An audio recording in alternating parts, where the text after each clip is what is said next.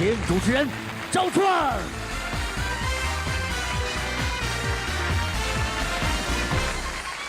谢谢现场的观众朋友们，看看今天我们请到的几位老师是谁？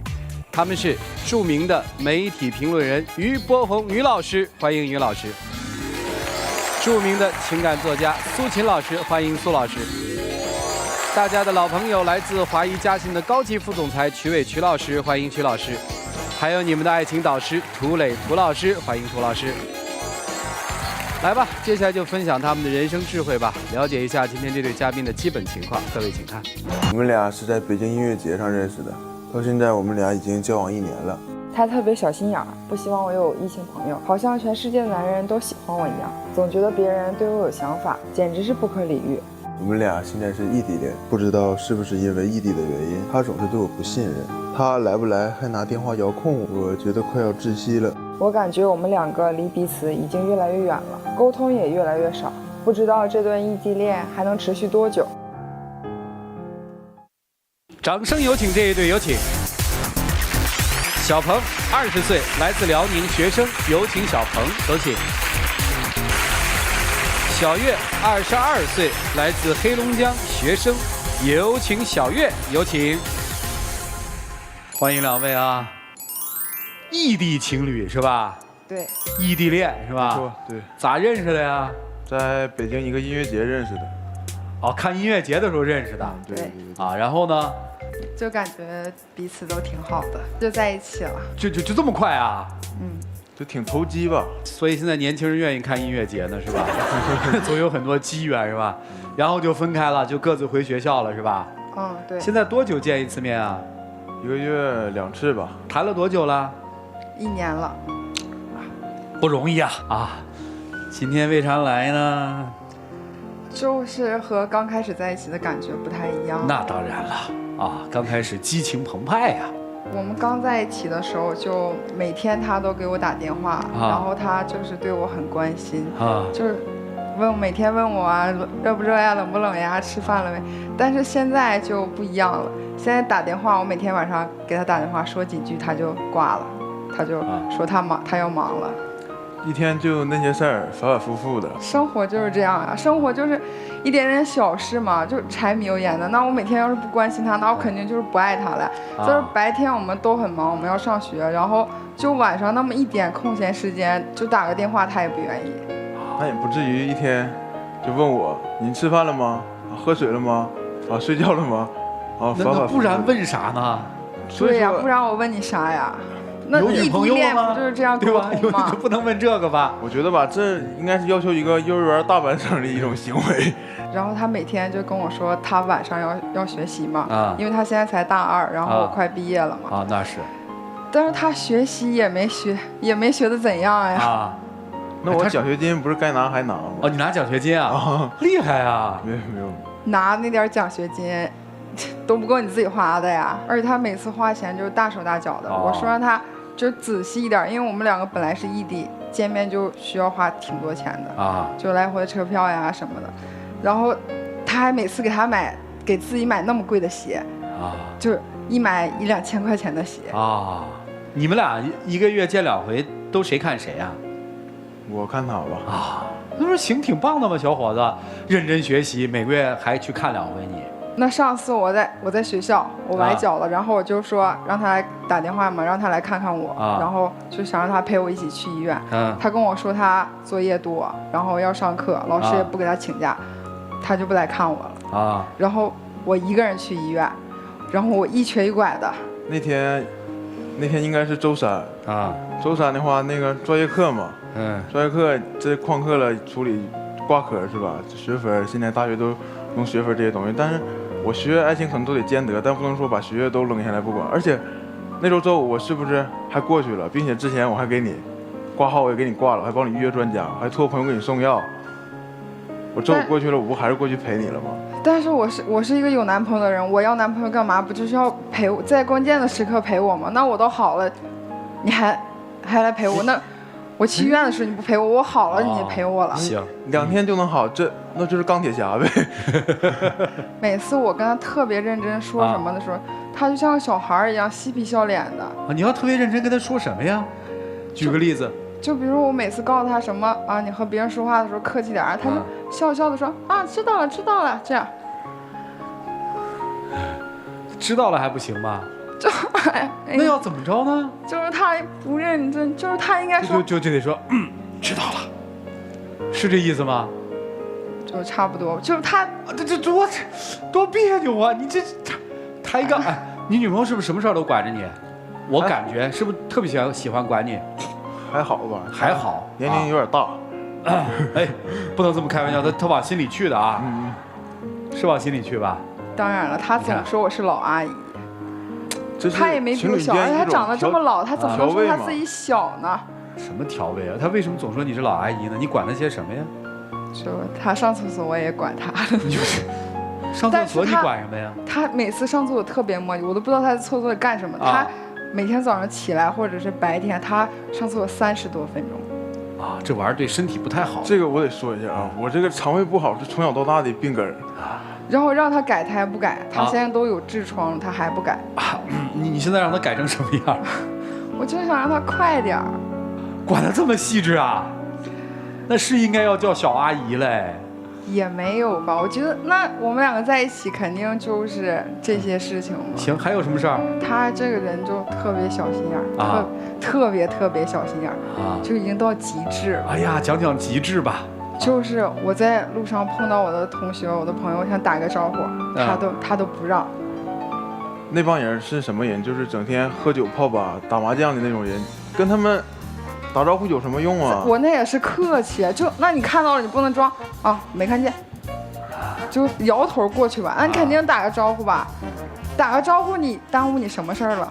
你又不会丢钱，你不会掉肉，就应该敬而远之，你知道吧？哎，你是不是会觉得全世界男人都喜欢他？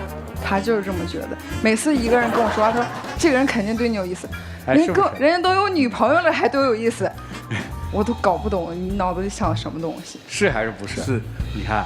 就男生有时候在意的时候，他就吃那小醋哎，而且我的好朋友跟我说句话，他说不能回。男的女的？男的。他这个异性朋友比较多因为他本身性格也很开朗，是吧？但是我觉得你回他有什么用啊？回完之后，你这个你就大放异彩了，你的简历就会特别好因为你跟他说话了。你就是这公司会去招聘你，哎呀，你太棒了，太优秀了。你的异性朋友也很多你在学校也有很多异性朋友你们学校搞那什么关怀对象，你不是也关怀了一个女生吗？怎么那么多人，你偏偏关怀一个女生呢？这个首先这个是，而且那女生还跟你聊天也算了，你还回人家，你不会不回呀？这个是学校安排的一种事情，对吧？那还有一个女生呢，和你用情侣头像，咋就情侣头像了？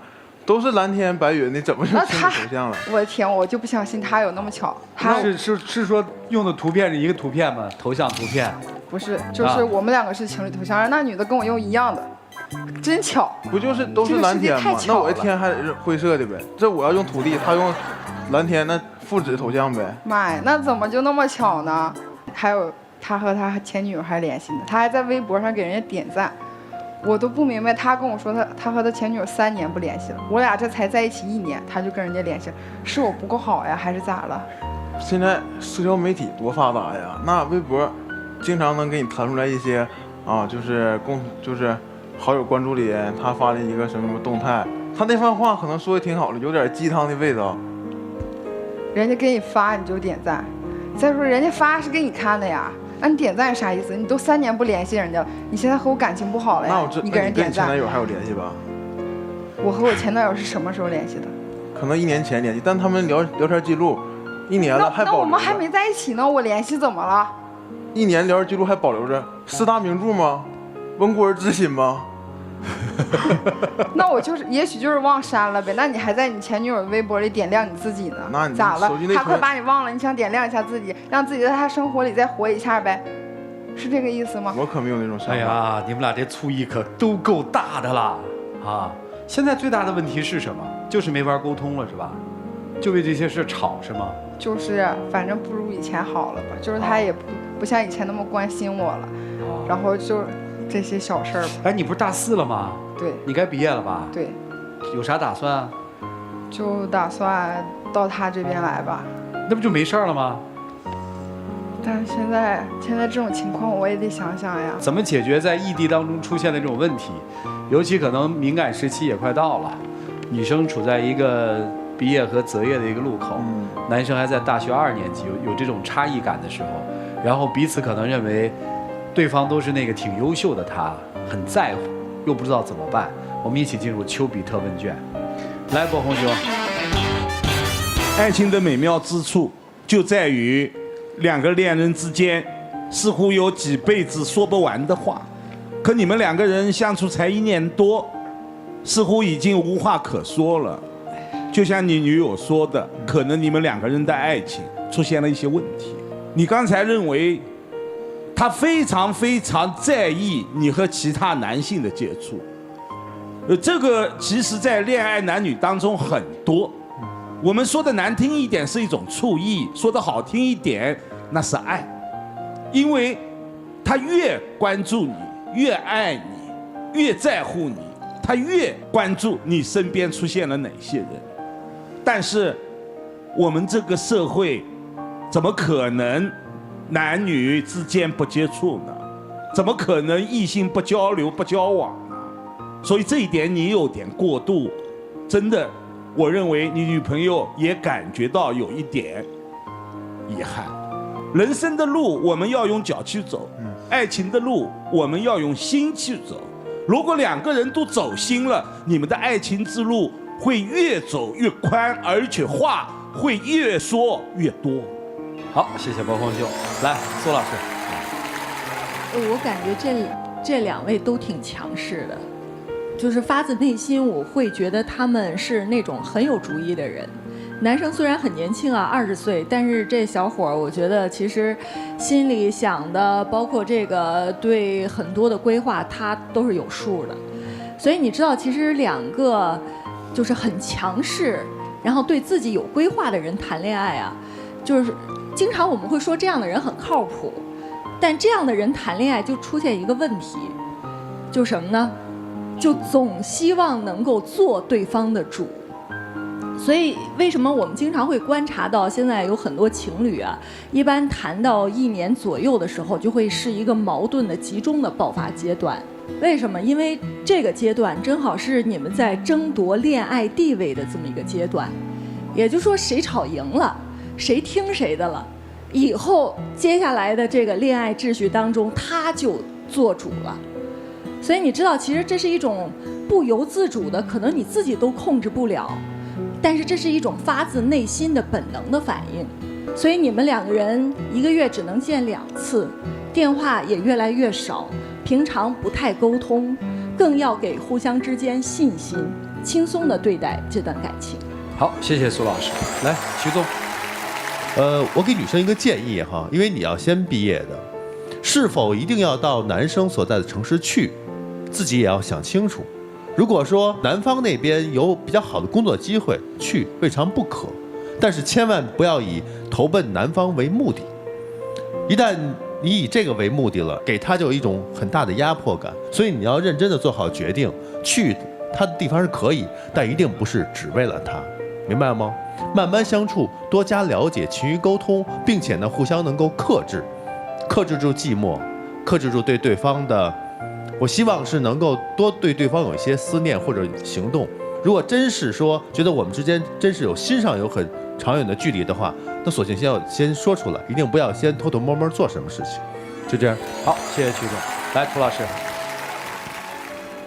一个男人既然敢说自己的女朋友是老阿姨，另外还说明一点，这个女性应该是相对于宽厚的。就像在舞台上，他叫你叫老阿姨，你是心里恨得他要死呢，还是觉得说说而已？说说而已。对，我觉得你是相对于宽厚的，你是能够接受的，所以久而久之，你们之间就产生了这样的状态。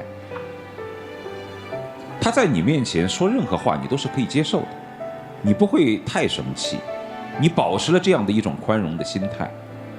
再加上彼此之间的异地恋，靠的是在用想象在恋爱，而并没有生活当中的实际冲突，所以才会表现得在舞台上你们之间的相敬如宾。而又因为目前马上要面临到毕业季，会有太多的东西接踵而来和不可想象，所以使得你们之间就更为生疏了。其实我认为恋人之间应该有没皮没脸的那一面，但你们之间真的没有。太过于礼貌的爱情总是让人感觉到缺乏生趣，所以打破自己的边界，再试一试彼此之间还能不能产生那样的冲动。你们现在还需要点燃，还没有点燃，就这样。好，谢谢涂老师。找得太快了，啊，音乐节一下就烧起来了，但其实那是一把假火，啊，就按理说那个烧完之后应该慢慢烧，越烧越大。现在你们这火是越烧越来越小。我只谈个人的认为，我个人认为就是你们在音乐节的时候，所有的激情已经在那个瞬间和那一刻迸发出来了。那本来可能就是一场邂逅，一场偶遇，一场年轻人之间的浪漫的游戏，结果你们把它发展成一场爱情，对吧？结果这爱情越谈其实越无味，两个人其实都感到这个爱情是无味的爱情，但是那个燃烧的那个最早燃烧你们那个东西还在，你们当然希望那个火种可以延续下去，所以你们俩倒真应该非常冷静地想一想，这1年多的爱情是不是就是因为音乐节的那一次邂逅和点燃之后的余温？因为我感觉没有重新烧起来，都太冷静。好了，时间留给你们。相信我吧，就是我也承认我有些时候肯定不是那么成熟，总有一些那些幼稚的想法或者行为，但是你要知道这一切的原因都是因为爱，对吧？因为喜欢。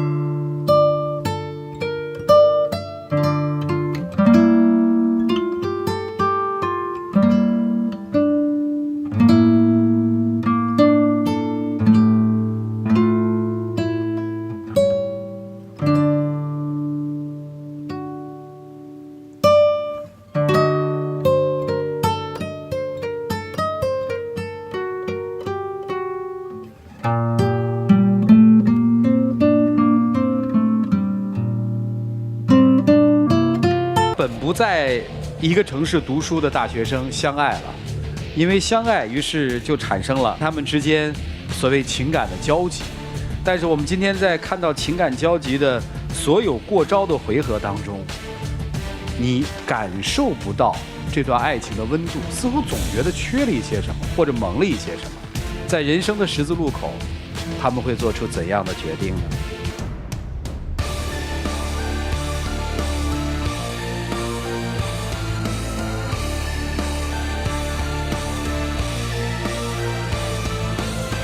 就在一起，谁让我们相遇？以后的日子，我们一起相依。我会守着你，我会纵容你，谁要欺负你，我就站出保护你。老阿姨重吗？老阿姨重吗？不重。这个小妹妹挺轻的啊，小妹妹挺轻的。哎呀，学得还挺快的啊！来来来，有请我们的小花童，有请啊！保持热度吧。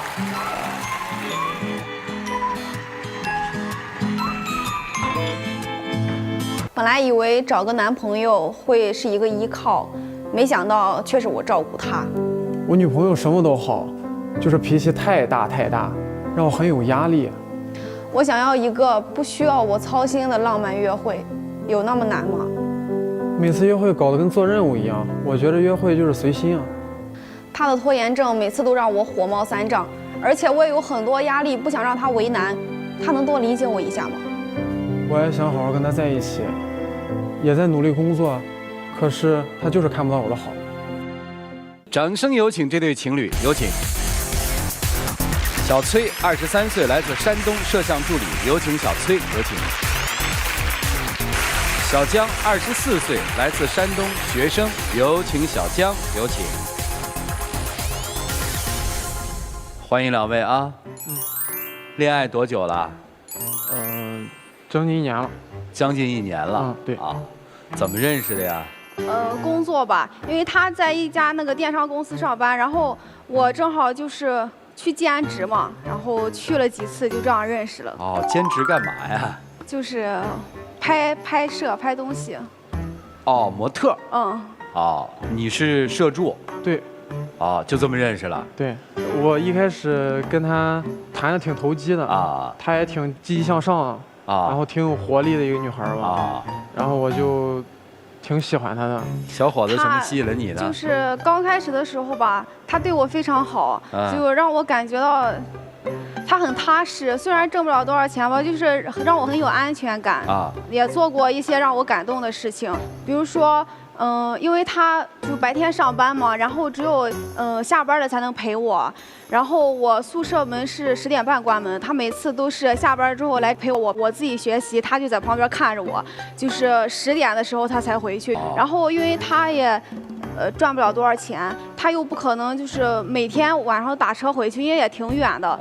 然后我都不知道他自己都是骑着共享单车那种，骑着车自己回去，大晚上的。骑多远啊？每天？10公里吧。这坚持了多久啊？坚持2、3个月，因为那段时间他学习挺紧张的啊，然后我就，要陪他很晚学习，就所以说就那2个月的时间我陪他。后来我们俩就是说有车子了，有自己的车子了，所以说就啥车子？电动车。哦，电动车啊，你买了个电动车？对啊，这么一说还挺浪漫是吧？也算美好的回忆，对不对？刚开始吧。显然这个话是，但是后来我们那个了，所以今天咱们就说说后来，好不好？后来我觉得可能就是2个人待时间长了吧，就是矛盾也都出来了啊。他就是做事很不靠谱，让我觉得。哎，从安全到不靠谱，怎么不靠谱了呢？做的什么事儿啊？就是他在做一件事的时候，不会把这件事情考虑周到。哦。就有一次嘛，就是我去医院，我们那边的省医院，因为是在临市嘛，我对那边也不熟悉。他提前1个周都说好了，说答应陪我去。结果呢，他等到了前一天的下午才请的假，人直接说不准。然后那天就我自己去的。因为临近双11了嘛。我们那边电商公司就很忙，对我们老板也是来回忙前忙后，我也没机会给他说。突然临近那几天嘛，然后就突然来了个大客户，然后就突然就把我安排到那个客户那个地方啊，然后所以说我后来也给他说了，然后他就一直不听我这个解释。不是说这一件事，好吧，你忙吧，那行我自己去了。我是说类似的事情，他就是这个事情的方式就不对。比如说我过生日吧，就是我们2个在一起的，我过的第1个生日，我俩一块过的第1个生日，然后我就希望可以有纪念意义一点。我觉得，因为他也赚不了太多钱，就是我也不希望他给我买什么贵重礼物。然后我就想要一个自己喜欢的生日蛋糕。我在很久之前，很久之前，我就把生日蛋糕的图片发给他了。然后过了一段时间嘛，我觉得我怕忘，我又给他发了1遍。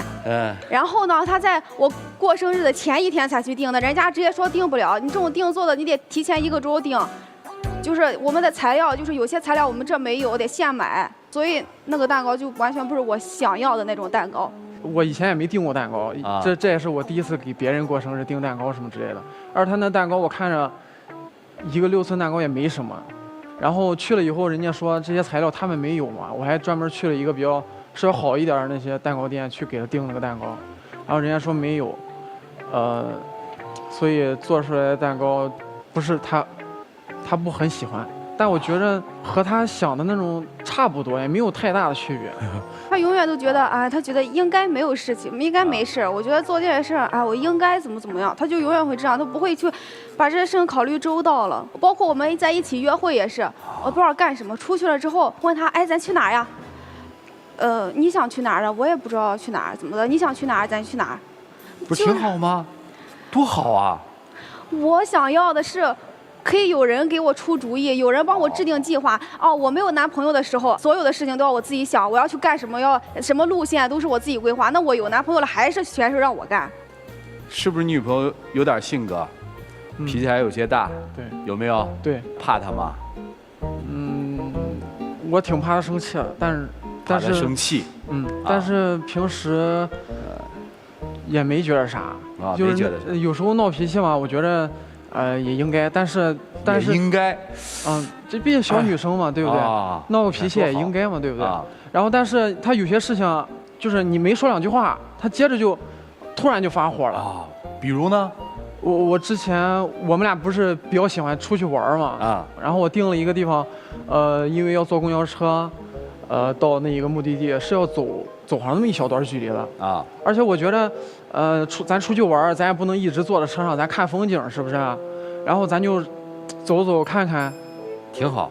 然后他出门之前嘛，我就告诉他，咱别穿高跟鞋了，咱穿高跟鞋挺累的，咱毕竟两个人出去好不容易出去一次，我上班地方是单休嘛，好不容易跟他出去一次，咱就溜逛逛，是不是？咱吃点想吃的，看点想看的。走了一半吧也就，然后他就很累，很着急，很上火，就说到哪儿了什么的。我说快了吧，那本来也没多远，是不是？然后他就特别发火。听完我这句话，特别着急，哪有特别发火？没必要生这个。你就说的很随意，就是那种啊。然后他怎么生气？就说了一句，还是说大发雷霆，还是说他就要往回走？他就对我凶嘛，就说什么怎么还不到啊，什么之类的嘛，很累嘛。我就觉得没必要，对不对？而且我觉得明明就是说，你说你让我抱着，我也可以抱着你；你要让我背着你，我也可以背着你，对不对？好啊！然后咱没必要生气，咱好好讲出来以后，我能做，我就做出来了嘛，这也不是什么难事那为什么要生气呢？对不对？而且距离也没多远。我没有太生气。再说了，你又不知道，我就算气，我也就是那一小会儿来得快，去得也快。我就那一阵儿。再说我也没怎么生气，好吗？而且我之前就是对于他这个事儿嘛，我给他说了很多次然后他就是，我这件事做出来以后，他不先问我这个原因是不是这样，然后他接着就会给我生气。比如有一次就是我回老家了嘛，我答应他第2天回来我要陪他嘛然后因为中午刚回来以后，我看家挺乱，我收拾，然后洗衣服什么的，自己一个人在住，收拾，他就问我什么时候来啊？我说6点吧，他就生气了，给我。我想，哎，你那天中午就回来了，你那天休班，你为什么不提前来找我啊？你不会你就非得挨到就是平时咱见面的那个时间才来找我吗？因为他没有一开始就跟我说，如果你一开始跟我说，哦，我在家收拾，因为好不容易休个班，洗衣服什么的，我就理解你了呀。但是你什么都不说，直接就说啊，我6点再去吧。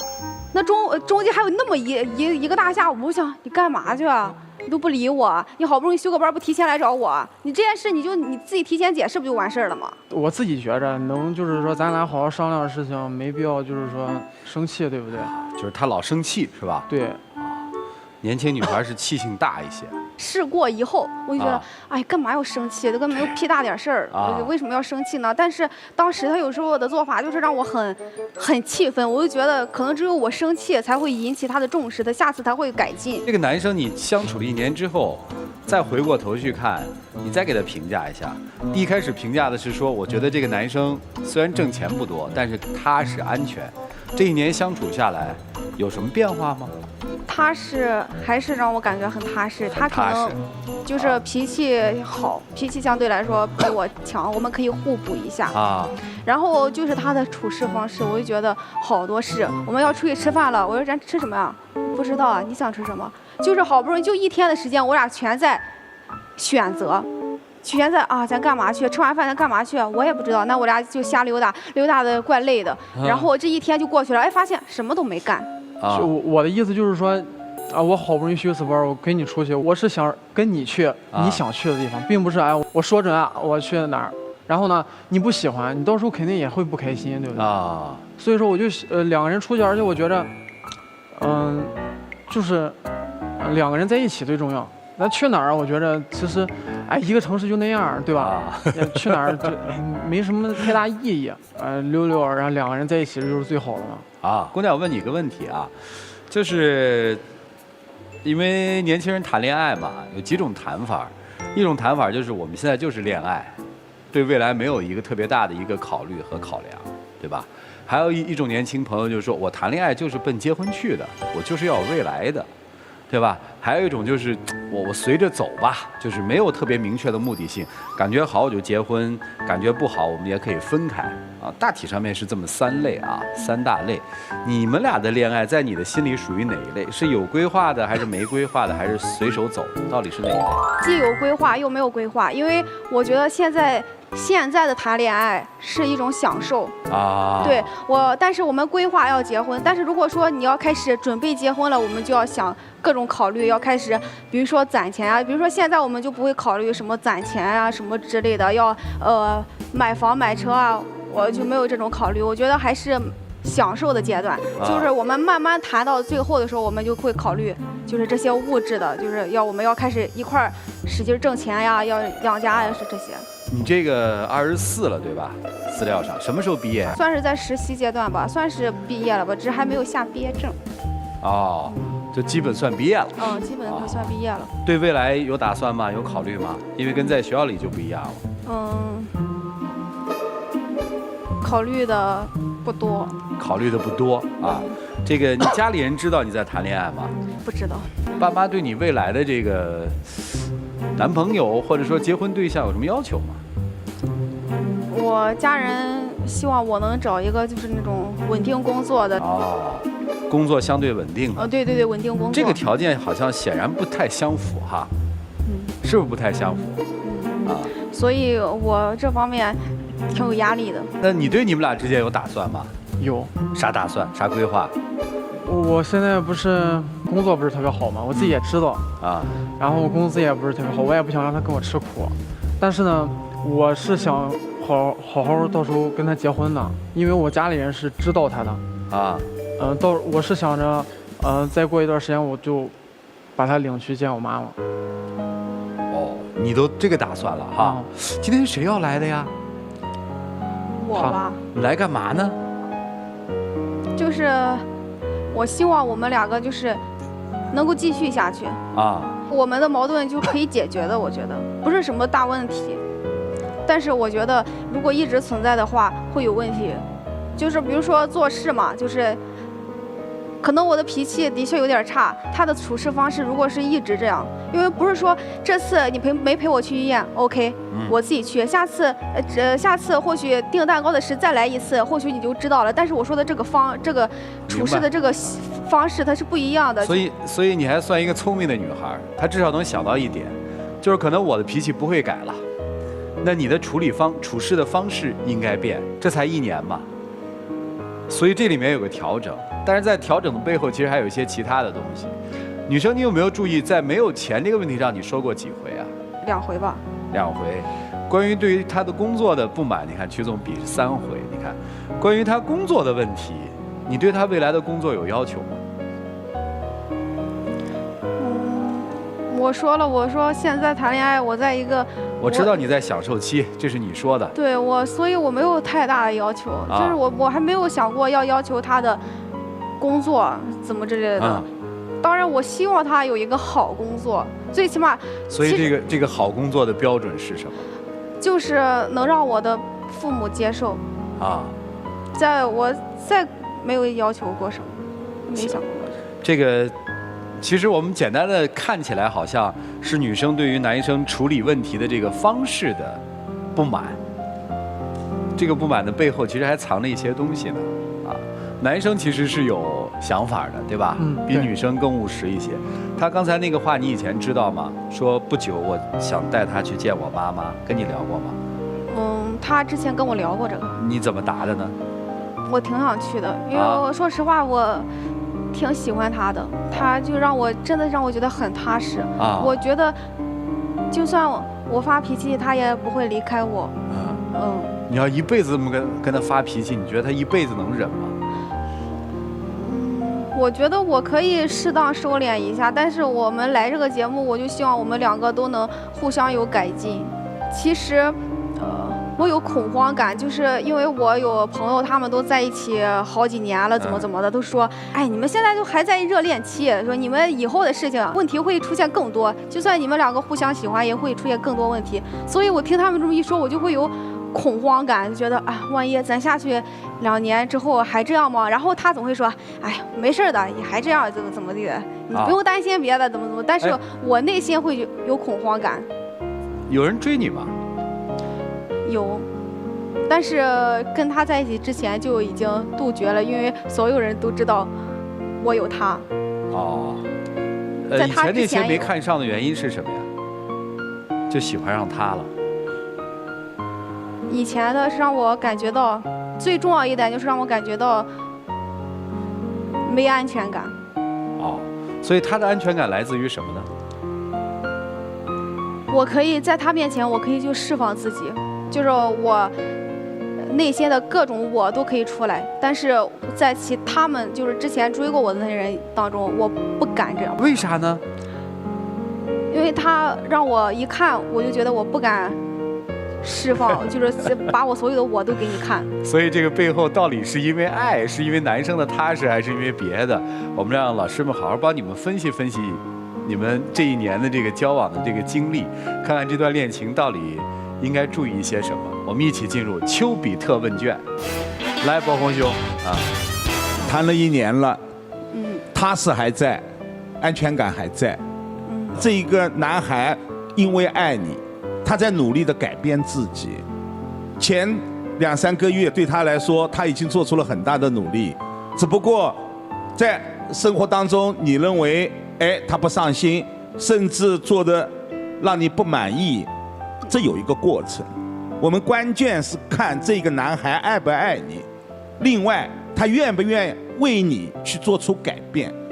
我能看出他已经在努力的自己做出这种改变，所以你应该给他一个机会。这个世界上没有十全十美的人，特别才23岁的步入职场不久的一个男生，可能他这样的一个工作生活爱情的这样的一种平衡，让我们大家去帮助他，特别是他最爱的人，你们2个人共同去努力，我想以后不会成为大的问题。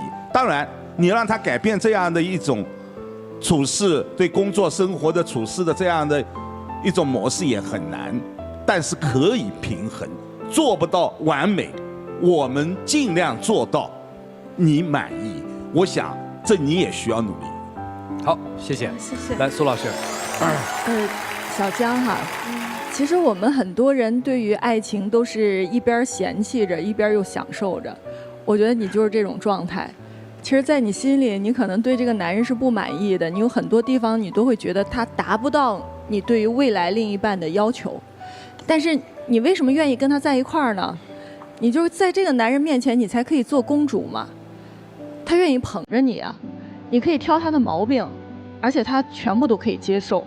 如果你非要他变成觉得在你身边能够给你安全感，能够让你觉得生活特别周全，然后做事情能够完全达到你意愿的那种标准，也许对他是一种折磨。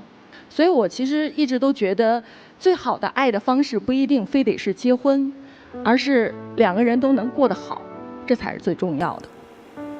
好，谢谢苏老师。来，曲总。所有这些表现，在我认为，女孩表现都是在缺乏安全感。她是一个极度需要安全感的这么一个女孩。比如说，父母的压力，这就是为什么她多次提及说你没有钱，其实是在表达一种自己面临的压力。她真正想说的是，我就看重你这个人，你能不能给我一些更多的惊喜？她对你是有期望的。正是因为他想去让你变得更好，或者说想你们俩共同有了未来，他站在这个台上，同时呢，通过那些小事，他要看你有没有规划呀。因为他现在不敢提出来，因为他知道你现在是没有规划的。但是如果你真的就是这样下去没有规划的话，你们俩迟早是要分手的。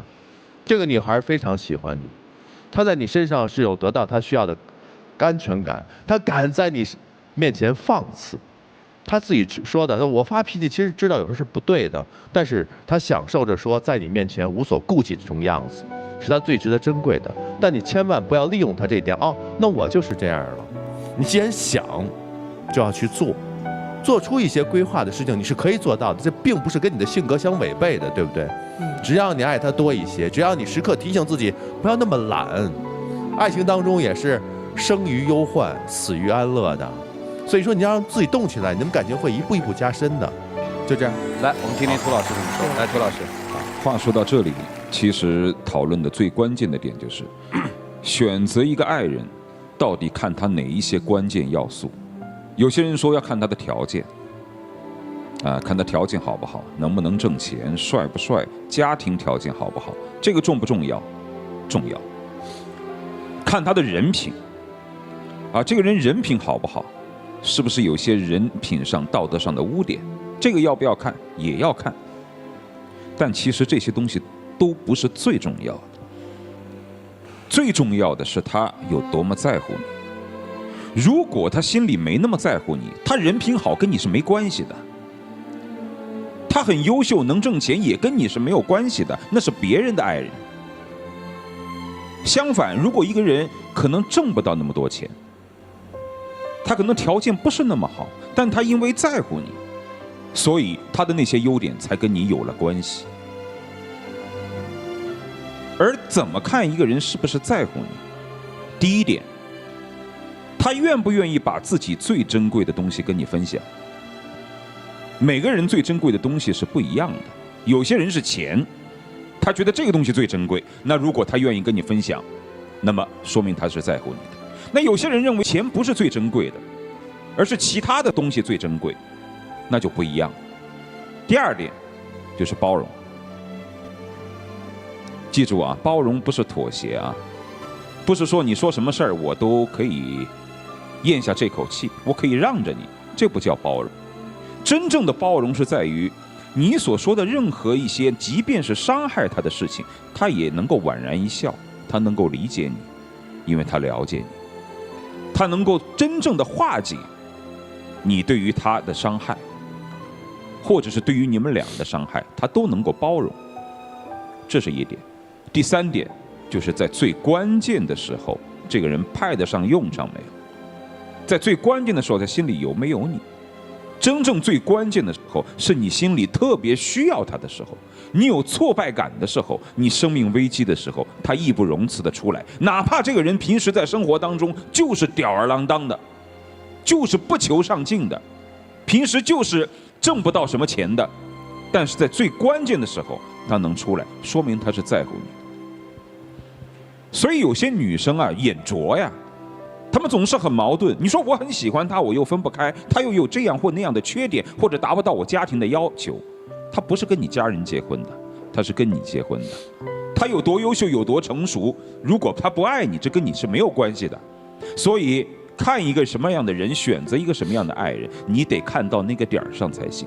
如果这几个点都有了，其他的细节是不重要的。我们不是找一个优秀的人，也不是找一个好人，我们是找一个凡夫俗子有问题，但是比别人都在乎我的人。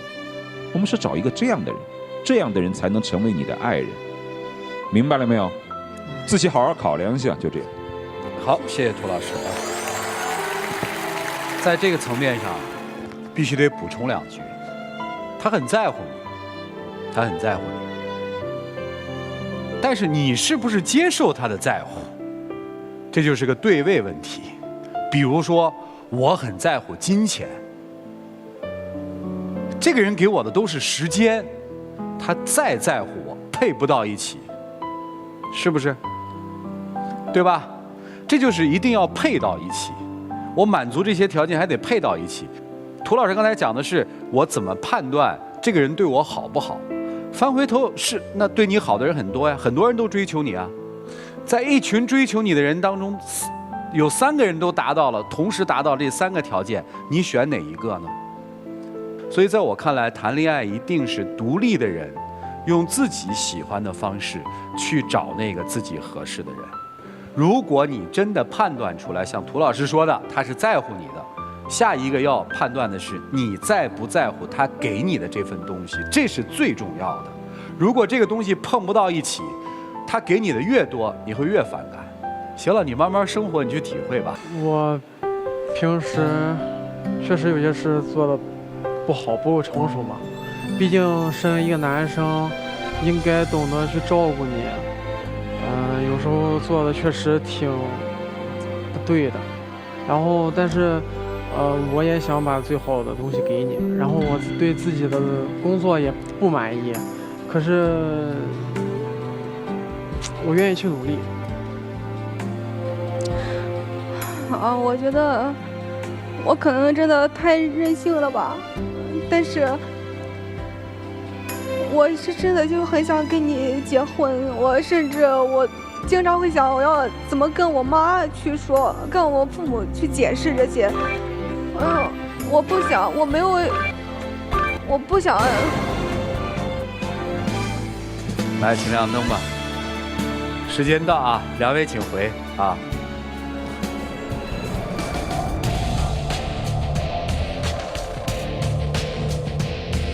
来，请关门，请开门。